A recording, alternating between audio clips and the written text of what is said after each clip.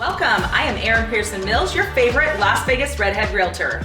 I'm Nick Aquino, co-founder of Aquino Capital Group and your local mortgage broker. I am Edward Znart. I am a local real estate agent and a market analyst.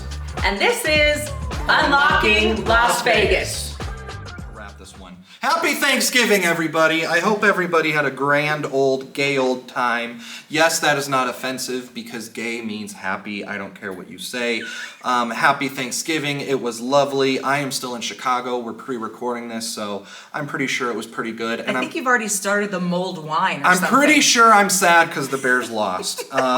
Anyways, we're just going to get right into it. We have not a damn thing planned for this episode. Why? I like it. Because it's a holiday. But nonetheless, I wanted to talk because Erin had this idea about talking about brokerages. Let's talk about the dynamic between a mother-in-law and a son-in-law who thinks he's smarter than me, but guess what? He won.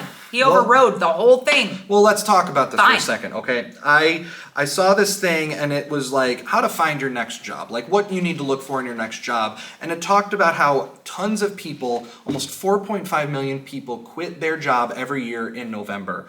And I wonder why that is. Well, yeah, because it's the holidays and jobs don't want to give you the time off to spend with your families after you just slaved for them for the last 10 Or you months. feel like this year's been so exhausting. It's a reflection. Was it good for me? Was it bad for me? Well, and this is just the time of the year where everybody reflects on the past, like, because the holidays are going to chew up from the week of Thanksgiving to basically the day after the New Year. You are so chewed up with your time between the holidays, Christmas, and all the things Parties, you want to shopping. between everything. You don't really get that time to reflect, so you think about how you want to do things different in the new year, and that often starts with your source of income, your job. Are you happy there? Are you not happy there? So I saw this report, and I thought it was pretty interesting. I quit my job back in February to pursue real estate full time, and it was just interesting, but I just kind of wanted to get an opinion because I come from the workforce. I've worked for a myriad of different companies. I have opinions. Do you want my opinion? What is your opinion? Well, I've never worked for anybody. Well, yeah, and that's what I was going to say. You've had the luxury of working for family, which for better or worse. But we've always owned our own businesses, and so it's always been, kind of like about me being the boss sort of a thing. Mm-hmm. But when I went into real estate, a million years ago, now there's a brokerage. People ask me all the time, do I want to be a broker? Heck no. I never want to be the paper pusher. Before we get into that, so okay. Vegas is unique because you need to work under a brokerage. In some other parts of the country, you can work by yourself. I think it's a single state. It's a single state that you cannot be a broker. Mm-hmm. As a regular salesperson. Long story short, give us the definition of a broker first and then segue into your why. You want me to give you a definition? What is the definition of a broker? Why don't you look up the actual definition of a broker? I think of it as herding cats, dealing with a bunch of whiny agents, and dealing with the paperwork and insurance debacles. That's my definition. But Nevada, the only reason why we're the only state that you can't actually just get your real estate license and become a broker is because of our gaming and the very, very old mafia ties. We don't have state tax, and so Nevada is different. When I have clients, I have to explain that. We're not even called agents. We're salesperson. We are salespeople. It's because of our heavy gambling situation in Nevada. But we're just as great. Do you have that? Kinda. What is a broker? This is what OpenAI says. ChatGPT, everybody. Okay. A real estate brokerage is a company that helps people buy, sell, or rent houses and buildings. It has agents who work there to handle these deals and help with all the steps and paperwork involved in buying or renting a place. The company makes money when a property is bought or sold. In other words, it is your employer. Yeah, sure. It's the manager, it's the owner, they have to pay for everything. But unlike a normal job where you are given a salary and you're given, different things, real estate, especially depending on your broker, and you're going to hear us say this a lot because it really does depend on your broker. Erin and I are brokered through eXp Realty, which is a international brokerage. Worldwide. And I'm not the biggest fan of how they run things, but that's just You're not the biggest fan of anything. I'm not. Everything is run stupidly, and we need to switch to a parliament system. That is my opinion. Anyways, continuing. So Not related by blood. So anyways, Regardless, I'm kind of just making this up as I go, so chime in as you see fit. I was seeing where this was going. Regardless, a brokerage, what we're going to basically talk about is what you need to look for. If you're a real estate agent and you're looking to switch brokerages, of course, we could sell you on EXP Realty. They do stock. They have a great support system, the benefits. I think it, again, like, every individual buying a house, there's a fit for everybody. I'll tell you why EXP was my fit. I came from a boutique brokerage at the beginning. I personally thought it was kind of like a mean boys club. But listen, if you meet me, if you know me, you do love to hate me and hate to love me for various reasons. And I really feel like they thought I was competition, even though I think I was like the kindergarten of an agent because I knew nothing. And so being of age, I was 40 years old. I gave it a Girl Scout year. And you know what? Guess when I decided to switch brokerages? Guess what month? November. I started thinking, okay, what am I going to do January 1st? That's why we're talking about this year. And so I started interviewing brokerage firms. And the one thing that stuck with me, I didn't listen to anything else, was the stock shares. It's not profit sharing. It's revenue sharing and it's stock shares, a stake in the company. And so for me, that's an exit strategy because what are the top two things real estate agents do not plan on, Edward? Do not do. They forget about taxes, retirement. And health insurance. We're not even gonna talk about health insurance, right? But the two top things are forgetting to pay your taxes and retirement. Real estate agents, guess when they stop showing houses? What's the joke? Oh yeah, nobody likes to work during the holidays. No, the day they die. Oh, that's true. You have to sell real estate until the day you die. Pretty much. So why I chose EXP is because I do get stock shares. I can purchase stock shares at a discount. And so now I've got several hundred of thousands of dollars in stock. That's not enough for me to retire, but again, it's a good start. So anyway, brokerages, we will really dive down into that a little bit closer to the first of the year. But because it's a lot. You definitely want somebody there to help you. You need to understand what a cap, cut, and split is. You need to know where all your money's going. And besides a broker, because in my opinion, they're just kind of there to keep everything legal, is getting yourself a mentor. And we can break down if you feel like you need to be on a team. If a team is a good idea for you, if a team is not a good idea for you. I mean, I'll give you my 2 cents. Go. In my opinion, I think before you go to EXP, you need to go to a local brokerage, and that's anywhere in the country. Why? I moved here. I'm not born and raised in Vegas, and when I decided to become a realtor, I did not know nearly as much about it as I wanted to. So, joining EXP, I was kind of forced to learn on the fly with Aaron and the constituents that we know.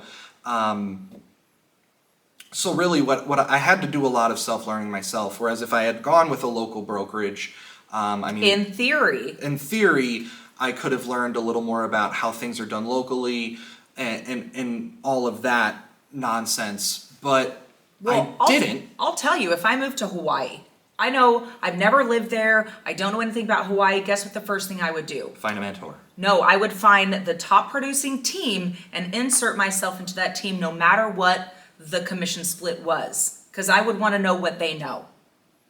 Correct, and that's another thing that we were going to segue into is if you have your heart set on a certain brokerage, if you've always wanted to work for Century 21, Berkshire Hathaway, EXP, any of those big conglomerates that do the type of revenue share thing, find a team. Those places are usually the best to start. I didn't do a team, and I regret it to this day. But it's definitely something where you can get you get a little more structure because you're kind of you have a team leader and it's like a job. What it comes down to. Especially at the beginning, if you're an agent, no matter how old you are or where you came from, if you're not used to just no structure, you're not going and clocking in and being told what to do and getting a paycheck, you need that. Time is money in real estate, and I think a lot of people, and I am one of them, I will openly admit, you think that you're just going to become a real estate agent, you're going to sell your first $1 million home, and you're just going to become the next Ben Mala, Grant Cardone. Or Ryan Serhant. That dude. I love him. You're just going to become the next, you're going to become the next Jeff Bezos, Warren Buffett. Frederick Eklund. Well, what's the What's the dude who carries the money bag and like twists his mustache? That guy. Monopoly guy? No, there was another person. But regardless, that's not the point. The point is real estate, you're going into business for yourself, but you also, unlike a lot of other places, a lot of other avenues to start a business, you have a support system. You have people that are willing to help you at the end of the day. They want to see you succeed, even though, yes, they may see you as competition. What I found with EXP personally was that it was more community over competition. I can literally call anybody and they will help me, which is what I didn't feel in my boutique local brokerage. When I would walk up to lenders, title agents, title reps, anything, they'd be so excited. Oh, it's so great to see somebody so young getting into the business. It's so great to see somebody so young starting in real estate. And then I'd meet an older agent and they'd be like, what the fuck are you doing here? Yeah, and you know why? Because they see me as, they like... fresh, energized I have competition. gone to several AI training courses and I want to beat my head with a bat every single time because I have fucking Grandma Harris, who's 90 years old, telling me how AI works. Ma'am, you don't even know how the computer you're using works, okay? And these people are trying to tell me how open AI works, how artificial intelligence works. Ma'am, you don't even have the intelligence to know how to live. It's really fun to go to classes with him. Because it's just stupid. It's like, put in a prompt. What is the weather? And then it doesn't work. And then they'll tell you, this is how you can streamline your workflow. And they lie to you. They lie to you by telling you can automate your entire work. Somebody sends you an email, it'll automatically tell you that it sends this out. I love that you're this age and you understand that, because I think a lot of real estate agents are looking for that next shiny thing, the next thing that's going to take all of the pain away, and it's never going to happen. That's why I'm never scared that AI is going to replace me. You're actually above the rest because you understand that. And that's why people bounce brokerages and, regular jobs so much, because they're thinking that the next one will solve all their problems. The next one will make them a millionaire. The next thing they drop their money on. I'm going to sound like a millennial. I'm not a millennial, I'm Gen Z. But regardless, or whatever, I was born in 98. Regardless, we're seeing a shift in just the world in general when it comes to jobs. So it used to be, you got a good job, you paid them, they asked you, they would tell you to jump and you'd say how high, and that was your life for 40 years. Then you retired with your pension and then you died. And then a ton of people decided that we're going to get rid of pensions and 401ks are the way to go. Then they decided that we're going to make the employees pay for 401ks and we're going to match their contributions up to a certain percentage. And as more and more employees saw benefits being stripped away from them, they started questioning, why am I working for this company if there's no benefit for me to be here? So in the last 20 years, you've seen kind of a cultural shift from, I want to work for this company because of what they can offer me, to how can this company work in my life and offer me to get to the place that I want to. And there's nothing wrong with that. I don't care what anybody says, and these big CEOs and these people in higher places that are going to sit there and tell you time and time again, you just need to work for your employer and be happy. No, your employer is employing you to do a job, and that is it. And that is my whole point is that's how it comes back to real estate. I was going to say, I was hoping that was your point. Yeah. People see the glamour and now all the reality TV shows, Yeah. And how, the big money and the big cars, the big everything, not really understanding what it takes to put into the job. There are some people that are just blessed with, their family is in the business so they can jump right in and, from the get-go, they're making $1 million. There are some people that just naturally were in the right place, right time, they met the right person, and they're making $1 million. But most of the time, you have no idea where to start. You'll pass your real estate test, you'd have paid your $150, $200 to get your license, and then you're like, where the hell do I go now? Like, what do I do? And then you just where are all the escrows? Where's all the people? And then you just kind of, and then you'll get some greasy dude that looks like he was a used car salesman in a past life try to sell you on his brokerage and how they're going to help you make millions upon millions upon millions of dollars. How did you know what my old broker looked like? Because that's how they all look like. Listen, if the guy presenting you with a good opportunity looks sketchy, the opportunity is sketchy. It's not that difficult. But regardless, it's I'm sorry, I just kept thinking of the weird dude, the weird salesman dude in Family Guy. But regardless, the point is when you go, you want to interview 3 to 4 brokerages. You want to call the brokerage, and I always ask this question. And I ask this question in interviews because nobody the employer, the brokerage, whoever it is, does not expect it. How are you going to help me achieve my goals? And they say that because most of the time, they expect your goals to align with the company goals. And when you tell them that you have your own individual goals, a lot of the time they're sideswiped by that. They're not expecting it because they just assume that you're gonna want to work for them. And in some cases, that is what it is. I clamored when I got my job at Tesla, and that was because I really wanted to work for Tesla. I tried for years to get to work to Apple, and those were the jobs that I would sacrifice happiness to work for. But they're now, as I'm getting older and I start to expand and things, I'm starting to realize like I have to work for a job that's going to align with where I want to go. Well, a lot of people don't understand.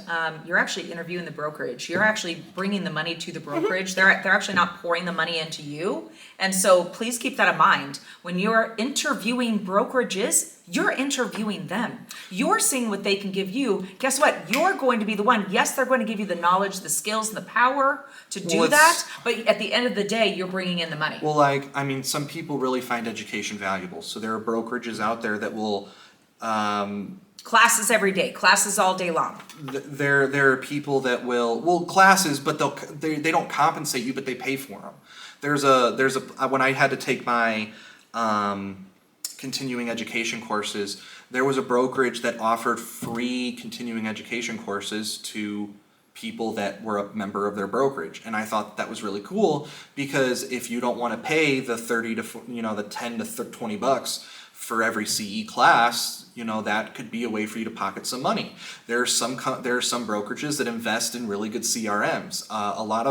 There's one that advertises that they actually use Salesforce, which Salesforce is kind of the most well-known CRM. And they're really expensive. Oh, they're very expensive. But it boils down to, at the end of the day, are you going to use every single thing, every shiny object that they give you? Are you going to utilize it in a high manner? Well, the big thing now is real estate is going towards, content creation. And now there's brokerages that advertise, we have a whole section for you to film podcasts, to shoot videos. They have their own internal MLS type thing where you can see all of the listings for the brokerage, whether it be local or national, and you can message the listing agent right then and there and ask to film. Or if you have a client, you can just message them, and it takes the head work out of, or it takes the pain out of digging and finding and struggling to look for all of this shit. But I don't think that any brand new agent should fall into the dick sand of social media, because guess what? You don't have any merit. You don't have any, you don't have the background. You don't have what it takes. And so I don't think that, yes, I know that content creation is number one, certain importance, get your name out there, but do the job. Do the job. Till you make it. Okay. You can fake it till you make it, but eventually somebody's going to look you up and see, how many deals you've done and, how good you are. So all I'm saying is, And what I would say to that person is you're right. Have it to back it up. Well, yeah, correct. But then you need to have an answer. So if I'm sitting here talking all high and mighty, you can look up right now. I've only done a handful of deals. And I'll sit there and tell you, you're goddamn right. But you know what? The deals that I have done, you've done them well. The clients are very happy. I get them everything that they ask for. And I don't hear them complain to me after 3 months telling them I put them in a house they didn't like. Yeah. So sometimes less is more, and more isn't always less. So you need to understand, when I worked in sales, when I worked at T-Mobile, I was never number one on the leaderboard. I was never sitting there, with the most revenue every month. But anytime somebody would complain and say, Ed, you got to bump your numbers up. Ed, you got to bump your numbers up. I'd sit there and say, look at my performance scores. Yeah, kind of quality over quantity, depending on your needs and stuff like that. I'm a terrible salesman because I actually listen to what people want rather than what I think people need and what's going to make me money. And that's why I never succeeded in sales. And that's just how it is. Well, let me rephrase that. I have succeeded in sales. It's just I haven't succeeded in some other ways. Customer service is way more important than sales numbers, in my opinion, unless you're doing things like selling cars. Then good fucking luck. But well, at the end of the day, everybody is looking to better their lives here in November. So I think that you should, sharpen it up, write down what you need to do and where you need to go, And The camera died. So we're the using camera an iPhone. died, but at the end of the day, all I want to say is when we get toward closer to January, we're going to talk about the difference between plans and goals. I don't like the word goal. I think everybody should have a plan. Set expectations for yourself. There you go. So I hope you guys had a great Thanksgiving and see you next week. Goodbye, everybody. Have a good rest of your holiday.